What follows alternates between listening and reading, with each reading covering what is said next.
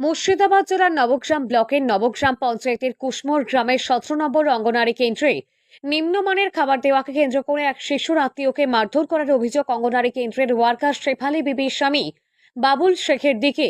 স্থানীয়রা জানান, সকাল 9টার সময় অঙ্গনারীর কর্মী শেফালি বিবি অসুস্থ থাকার কারণে আসতে না পারায় তার পরিবর্তে তার স্বামী বাবুল শেখ কেন্দ্রটিতে এসে কেন্দ্রটি চালাচ্ছিলেন।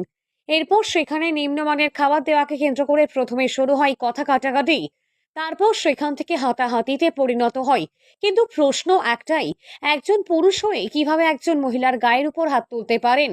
ভিডিওতে আমরা দেখতে পাচ্ছি রীতিমতো বাবুল শেখ মহিলাটিকে থাপ্পড় মেরে চলেছেন।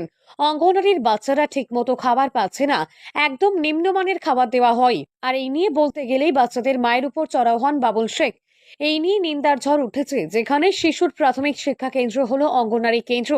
আর যদি সেখানেই এই রকম ঘটনা ঘটতে থাকে, তাহলে কি শিখবে এই সমাজ, কি শিখবে এই ছোট ছোট বাচ্চারা? এই নিয়ে বিক্ষোভ দেখাতে শুরু করেন এলাকাবাসীরা। রীতিমতো চাঞ্চল্যের সৃষ্টি হয় কুসমোর গ্রামে। দেখুন আর একবার সেই ছবি, কিভাবে মারধর চলছে অঙ্গনারী কেন্দ্রে। এ বিষয়ে অঙ্গনারী কেন্দ্রের কর্মী স্বামী বাবুল শেখ মারের ঘটনা অস্বীকার করেন। তিনি বলেন, ওই মহিলার কোনো ছেলে নেই, ওর ভাইয়ের ছেলে এই কেন্দ্রে এসে পড়ে।